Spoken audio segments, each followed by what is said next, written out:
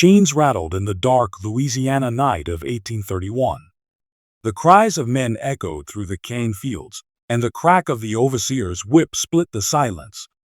But on this night, the whip would fall for the last time. Beneath the moonlight, a slave named Samuel rose from the shadows, his body scarred, his heart burning with rage. By dawn, the overseer would be found slaughtered, his blood soaking the soil of the plantation he once ruled. The story of Samuel begins not in the silence of chains, but in the cries of a child born into bondage. In the year 1805, on the Du Bois plantation in Louisiana, a boy entered the world with no rights, no name of his own, and no future beyond the fields. His mother, a woman once free on the coasts of West Africa, had been taken across the ocean in chains. She carried with her only memories, songs in her native tongue, prayers whispered to a God who seemed silent in the belly of slave ships, and a quiet strength that no whip could strip away. Samuel never knew his father. Some whispered he was another slave who had been sold before Samuel's birth. Others believed his father was a white man, perhaps the master himself, perhaps another overseer who had taken what he wanted in the dark. Samuel never asked. It didn't matter. In the eyes of the law, in the eyes of the master, Samuel was property. A slave from the moment he took his first breath. The plantation stretched across hundreds of acres, its cane fields shimmering green under the blistering Louisiana sun. To the Du Bois family, this land was wealth, power, and pride. But to Samuel and the 100 other slaves who lived there, it was nothing but a prison, one with no walls, no gates, only endless rows of cane and the ever-present crack of the overseer's whip. The master, Charles Du Bois, was a man of French descent. He wore fine coats, kept ledgers of profits, and spoke with pride of his plantation legacy. But he left the daily cruelty to another man, Edward Turner, the overseer. Turner was the embodiment of terror. Tall, broad, with cold gray eyes that seemed to enjoy the sight of pain, he carried a rawhide whip tipped with bits of iron. Each lash tore through skin like fire, leaving marks that never healed. To the slaves, Turner was not just a man, he was the hand of the devil, a reminder that even the smallest mistake would be punished in blood. Samuel's first memory of Turner came when he was 12 years old. The sun had been merciless that day, pressing heat against the skin like an iron brand. Samuel, exhausted, slowed his cutting in the fields. Turner saw it. Without a word, he dragged Samuel to a post, tied his small hands, and raised the whip. The crack echoed like thunder. 1 lash. 2. 3. By the 10th, Samuel's back was a river of blood. By the 20th, he no longer screamed. His voice was gone, swallowed by agony. Turner made the others watch. He wanted every slave to remember. Samuel remembered. Not just the pain, but the humiliation, the way the others turned their eyes away, powerless to help. That day carved something into his soul. Hatred, yes, but also resolve. The overseer could break his body, but not his will. As he grew older, Samuel became strong. His arms thickened from years of wielding the cane knife, his shoulders broad from carrying loads that would break lesser men. His skin bore scars, each one a testament to his survival. But strength in the fields did not grant freedom. No matter how fast he cut, how heavy he carried, he remained a slave. Life on the plantation was not only labor, it was loss. Samuel saw families torn apart when the master decided to sell. He remembered the wails of mothers as their children were loaded onto wagons, never to be seen again. He remembered the hollow silence of fathers, broken men who could do nothing to protect their wives or daughters from the master's drunken demands. The plantation was filled with ghosts of the living, their spirits crushed beneath the weight of chains. But even in darkness, there were moments of light. On Sundays, slaves were allowed a few hours in a small wooden church at the edge of the fields. It was there Samuel heard his mother sing. Her voice, though weary, carried strength. The hymns were more than songs, They were prayers, stories of deliverance, whispers of freedom. The tale of Moses leading his people out of bondage struck Samuel deeply. If the Israelites could be freed, why not them? Each verse of each hymn planted seeds in his heart, seeds of hope that would one day bloom into fury. Samuel found fragments of joy in stolen moments, sharing cornbread with friends after a long day, laughing softly around the fire when Turner was far away, or listening to the older slaves tell stories of Africa. But joy was fragile, easily crushed by cruelty. By the age of 25, Samuel was a man hardened by suffering, but still unbroken. His mother had died in the fields, her body finally giving out after years of toil. Her death left a wound deeper than any lash. He carried her memory with him, her songs echoing in his mind whenever despair threatened to take hold. The Du Bois plantation grew richer as the slaves grew weaker. Each harvest brought profits that lined the master's pockets, while the enslaved received nothing but scraps. Samuel had served at Christmas feasts, carrying trays of roasted meats and wine to tables overflowing with food. He watched as the master and mistress laughed, as guests toasted to prosperity. Meanwhile, the slaves were given only leftovers, if that. The contrast was unbearable. The same hands that bled in the fields were forced to serve the very men and women who thrived off their misery. Turner, the overseer, relished these moments. Drunk on power, he would taunt the slaves, boasting of how many lashes it took to teach obedience. Samuel watched, his jaw tight, his fists clenched at his sides. Each word, each act of cruelty, etched itself into his mind like a scar on his heart. And yet, Samuel endured. Not because he accepted his chains, but because he waited. He waited for a sign, for a moment when endurance would no longer be survival, but betrayal of everything he had lost. That moment would come in the winter of 1831. It began, as it so often did, with the overseer. With Turner. With an act so cruel, so unforgivable, that Samuel's patience shattered like glass. What happened next would set the cane fields ablaze with whispers of rebellion. The night was coming, the night of chains and fury. The winter of 1831 was colder than most in Louisiana. The wind swept through the cane fields, cutting against the skin like invisible knives. For the slaves, there was no warmth, no shelter from the elements. Their shacks, built from rough timber, had gaps wide enough for the cold air to crawl in at night. Samuel would lie awake on the hard wooden floor, his body pressed against the thin blanket, listening to the distant howl of the wind, and the closer cries of men and women who could not silence their pain. The overseer, Edward Turner, did not slow his hand with the change of seasons. If anything, he grew harsher. The colder months brought shorter days, and he demanded the same labor from fewer hours of sunlight. He prowled the fields like a wolf, eyes sharp, whip ready. Even in the dead of winter, sweat poured down Samuel's back as he cut and hauled cane, his muscles burning under the weight of Turner's commands. But cruelty was not measured only in lashes. It was in the small acts that Turner delighted in, forcing slaves to work through illness, denying them rest when they staggered from exhaustion, mocking them with laughter when they stumbled in the mud. Samuel often clenched his jaw to keep from speaking, knowing that one word of defiance would bring punishment not just upon himself, but upon others. Turner thrived on that silence, feeding his pride on the helplessness of those bound in chains. It was in those weeks that Turner's gaze began to settle on Mary.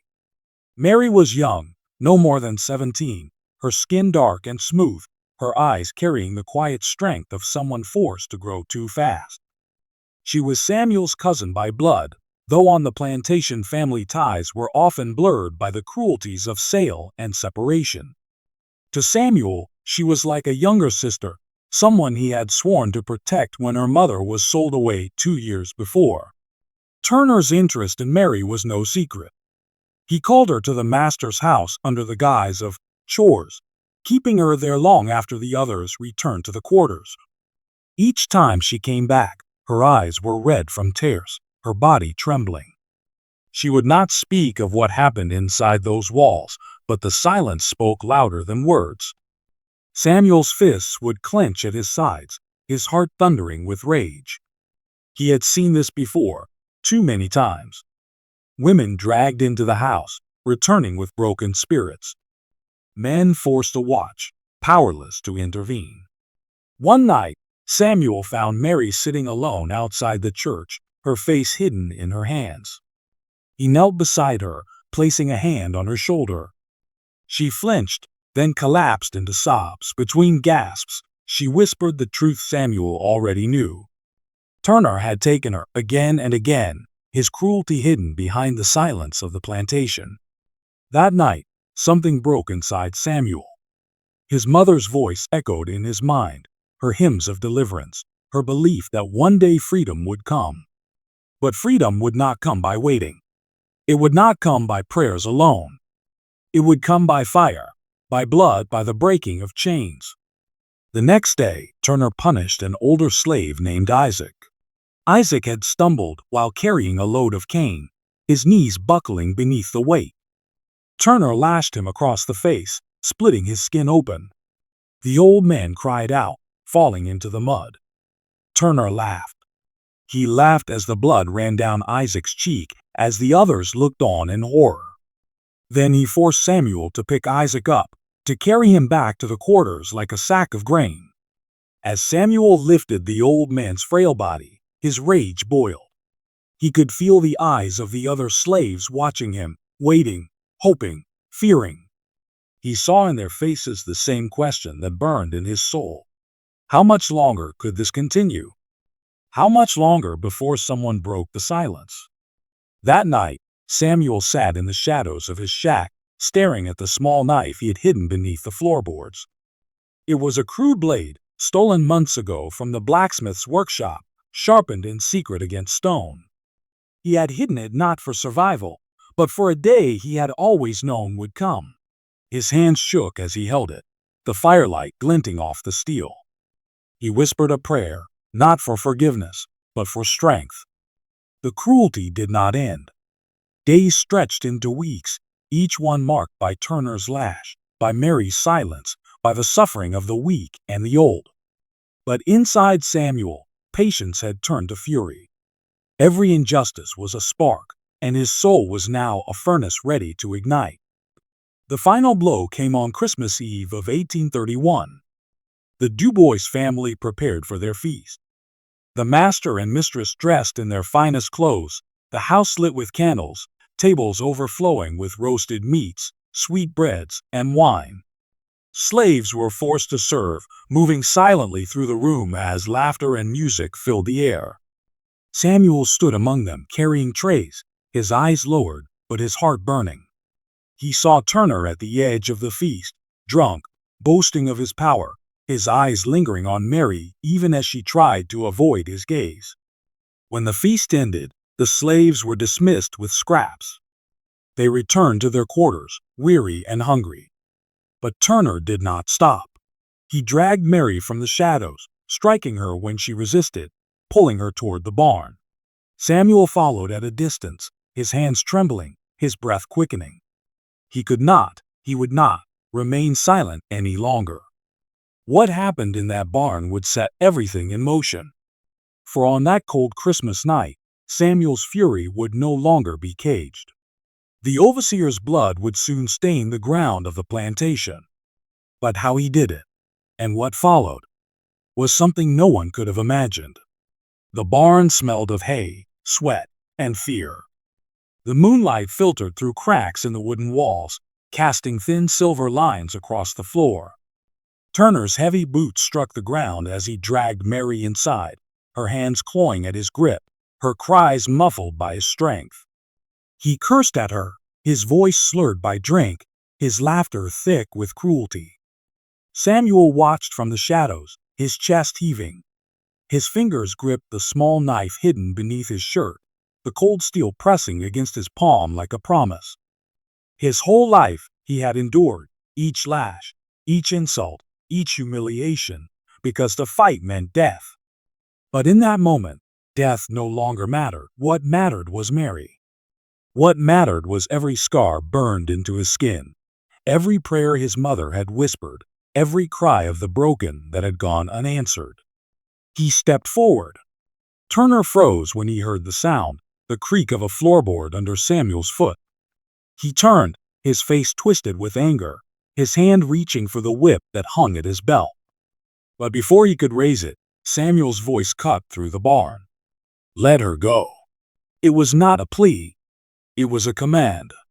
The kind of voice Samuel had never dared to use before. Turner laughed, the cruel sound echoing against the wooden beams. "You dare speak to me, boy?" His grip tightened on Mary's arm, making her wince. "You forget what you are. Chains and lashes, that's all you'll ever know." Samuel's hand shook as he drew the knife, the blade catching the moonlight. Turner's eyes narrowed, his smirk fading into something colder. "You'll hang for this," Turner sneered. "They'll string you up from the church tree before the sun rises."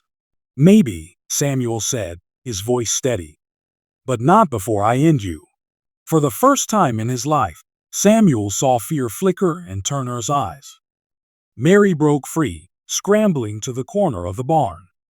The overseer's attention shifted back to Samuel, his whip snapping from his belt in one swift motion. The sound cracked like lightning in the small space, but Samuel did not flinch. He had lived with that sound his whole life. Tonight, he would silence it forever. The whip lashed out, striking Samuel across the chest. Pain tore through his flesh, but he surged forward, driving the knife upward. The blade cut across Turner's arm, drawing blood. The overseer roared, his face twisted with rage. The two men collided, the whip snapping wildly, the knife slashing in desperate arcs. It was not yet the moment of slaughter, that would come later, in blood and fire. But this was the moment Samuel chose. The moment when fear died, and fury took its place. Turner stumbled back, clutching his bleeding arm. His eyes burned with hatred, but also with disbelief. Never before had a slave dared to raise a hand against him. Never before had he been wounded by the very men he tormented. Samuel did not kill him that night. Not yet. Mary pulled at his arm, whispering through tears. "If you do this now, they'll kill you before dawn." She was right. The master's house was too close, the guards too near. Samuel's rage screamed for blood, but his mind knew patience. Revenge was not to be rushed, it had to be planned, precise, undeniable. So Samuel lowered the knife, his chest heaving, his eyes never leaving Turner's. "Your time will come," he said, his voice low, dangerous. "Soon." Turner staggered back, his face pale with fury. He spat on the ground, clutching his arm. "You'll regret this, boy. I'll see you hang before the church, and I'll make the others watch." But Samuel only stared at him, unblinking. For the first time, the overseer knew what it was to be seen not with fear, but with defiance. That night, as Samuel returned to his shack, the fire within him no longer flickered, it roared. He could not return to silence. He could not endure another lash, another cry, another night of chains. He had crossed the line, and there was no going back. He began to plan.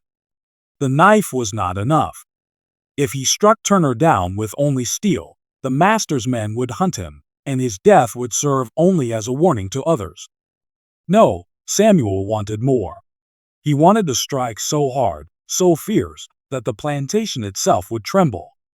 He wanted Turner's death to be remembered, not as the punishment of a disobedient slave, but as the vengeance of a man who had endured too much.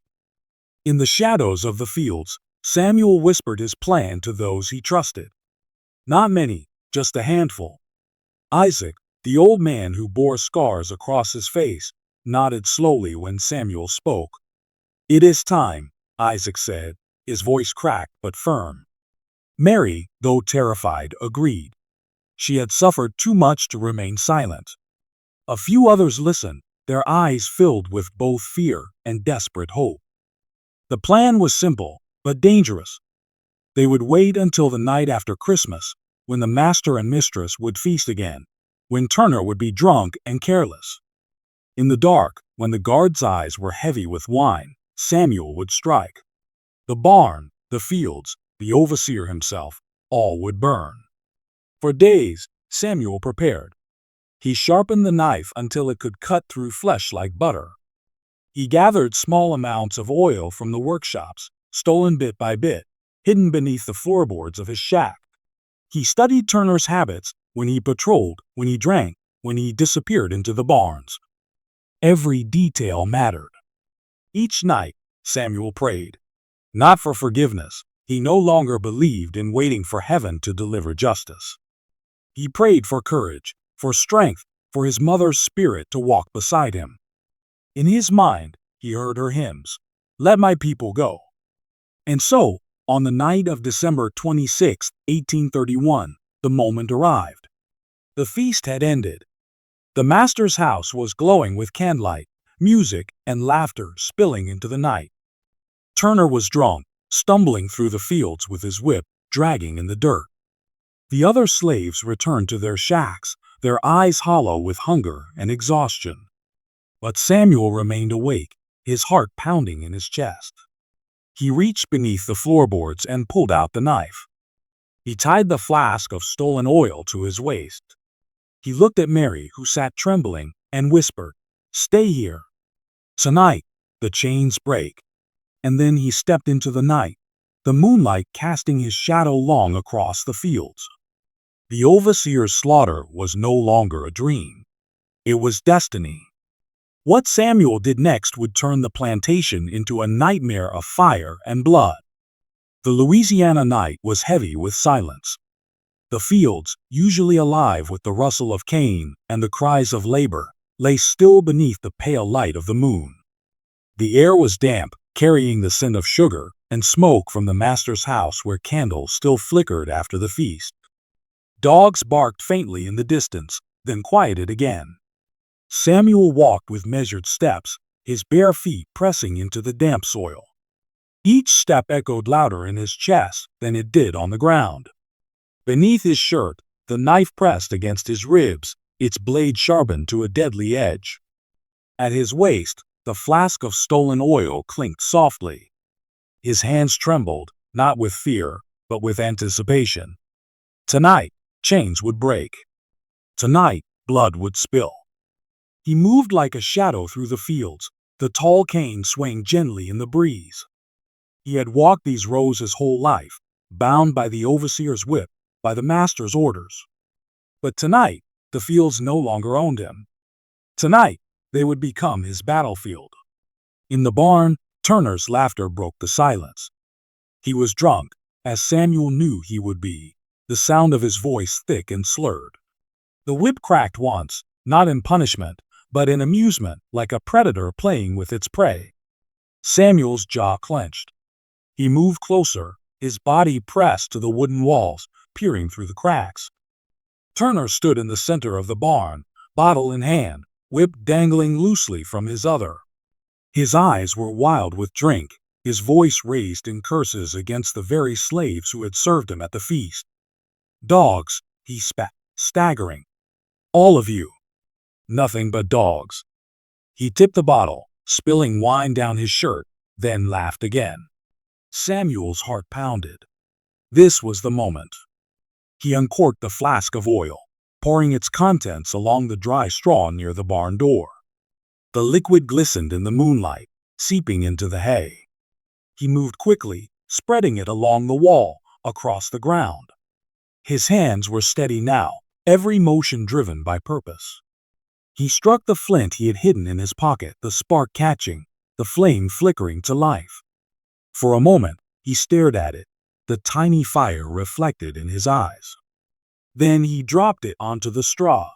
The flames licked upward hungrily, spreading fast, devouring the oil-soaked hay. Within seconds, the barn began to glow with firelight, shadows dancing violently across the wooden beams. The crackle of burning wood filled the night, louder and louder, until it drowned out even the sound of Samuel's heartbeat. Turner stumbled, his drunken laughter choking into confusion. He turned toward the flames, his eyes widening. What is this?" he slurred, dropping the bottle. The whip snapped instinctively in his hand, though there was no one to lash but the fire itself. Samuel stepped through the smoke, his silhouette framed by the inferno. His eyes burned brighter than the flames, his body tall and unyielding. Turner froze, his face pale in the firelight. "You," he hissed. "You dare." Samuel did not wait for him to finish. He charged, the knife flashing. Turner swung the whip, the crack echoing like thunder, but Samuel was faster. The blade cut across Turner's arm, slicing deep. The overseer cried out, staggering back, his whip falling from his hand. The smell of blood mixed with smoke, filling the air with the stench of violence. Turner tried to reach for the whip again, but Samuel struck, driving the knife into his side. The overseer screamed, clutching at the wound, his body buckling. For years, he had been the master of pain, the deliverer of punishment. Now he tasted it himself. The flames climbed higher, the barn groaning as its beams began to splinter. Fire rained down, sparks exploding in every direction. Turner stumbled, coughing, his face twisted in agony.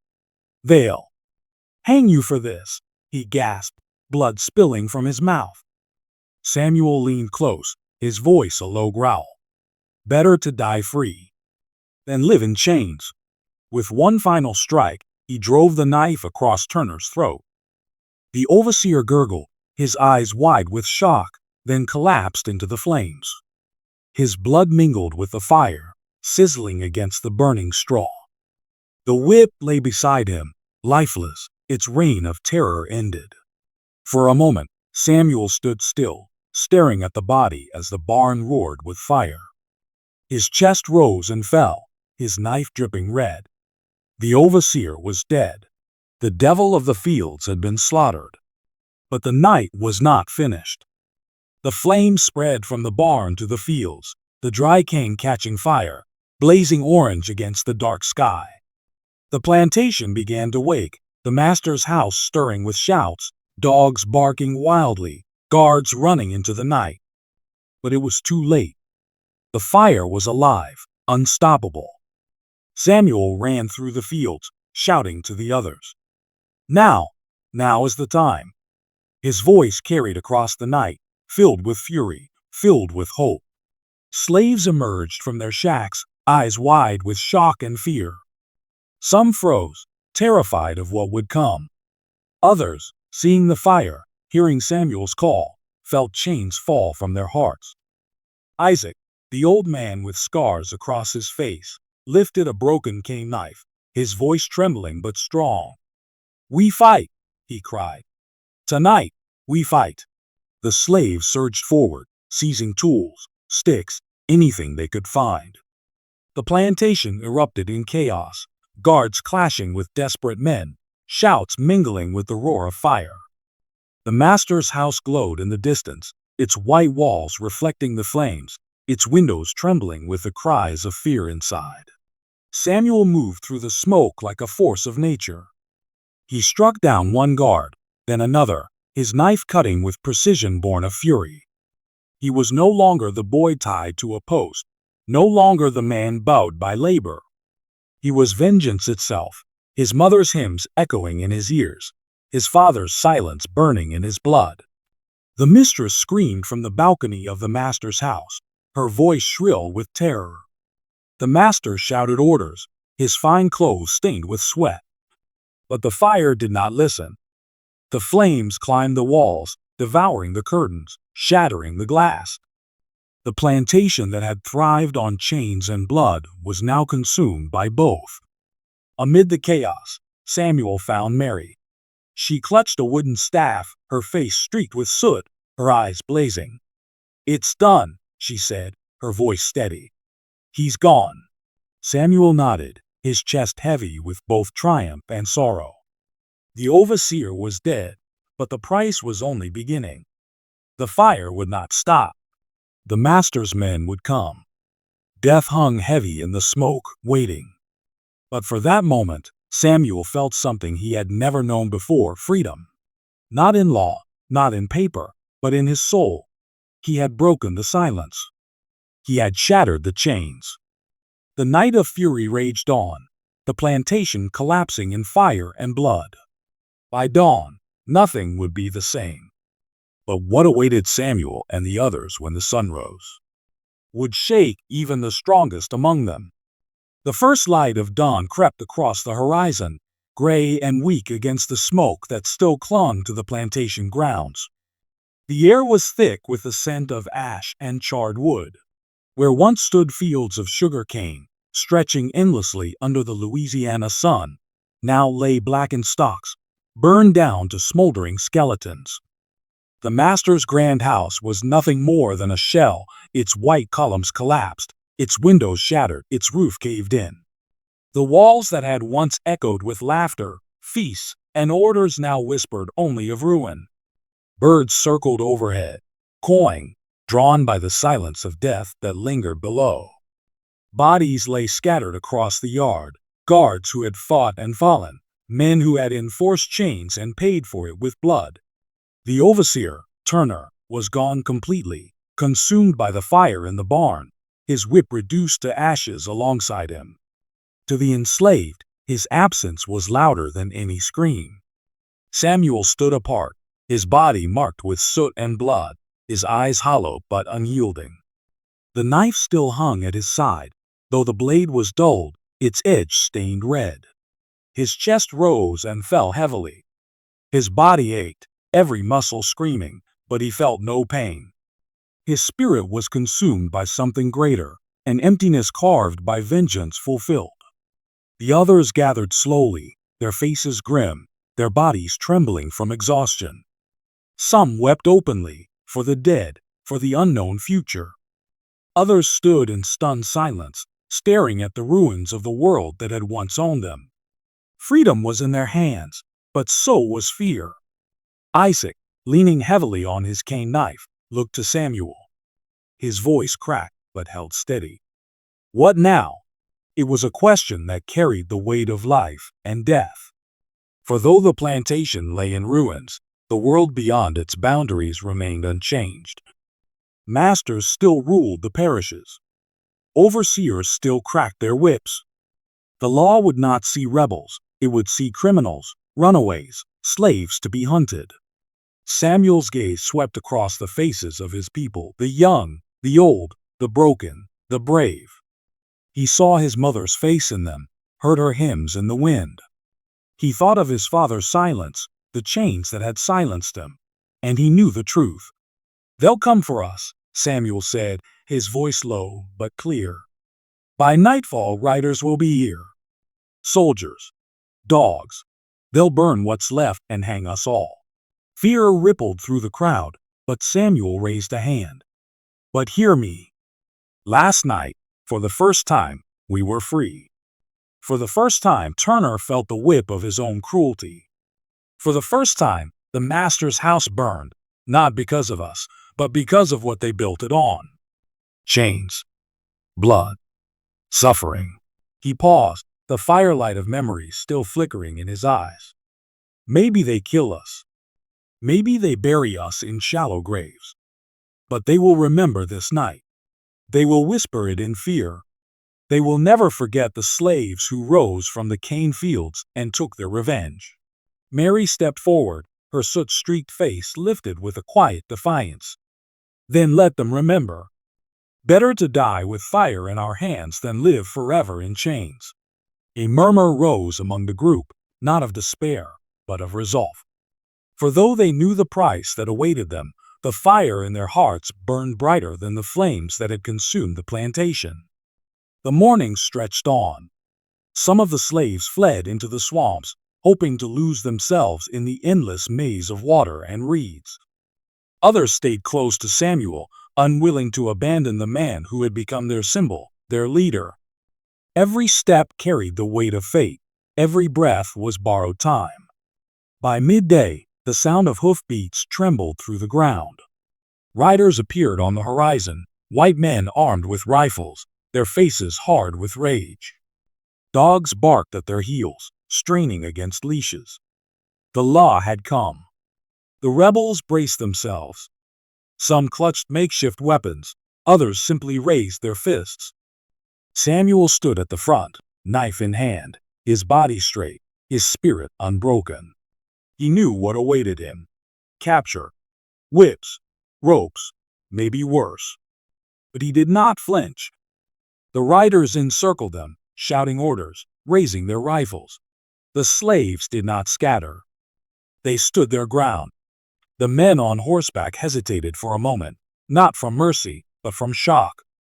Never had they seen such defiance, such fire in the eyes of those they considered less than human. "Take them," one of the riders barked. Chaos erupted once more. Dogs lunged, chains rattled, gunshots cracked through the air. Samuel fought fiercely, his knife cutting through ropes and flesh alike. He moved with the fury of a man who had nothing left to lose. But numbers overwhelmed them. The rebels were beaten, bound, dragged to their knees. Bloodied and bruised, Samuel was forced to the ground. A rope was thrown around his neck. He tasted dust and iron. He heard Mary's cries, Isaac's groans, the wails of the captured. He lifted his head, his eyes fixed on the rising sun. A voice thundered above him. "Hang them all. Make an example." The crowd of riders jeered, their rifles raised, their faces twisted with hatred. But Samuel did not hear them. His mind drifted to the fields, to the nights beneath the stars when his mother had sung of freedom, of deliverance. He thought of the whip that had torn his back, the chains that had bound his wrists. He thought of Turner's lifeless body in the fire. And then he smiled. The rope tightened, the world dimmed, but his spirit did not break. His final breath carried no plea, no fear, only defiance. The rebels were hanged beneath the trees, their bodies swaying in the wind. The plantation was rebuilt, the fields replanted.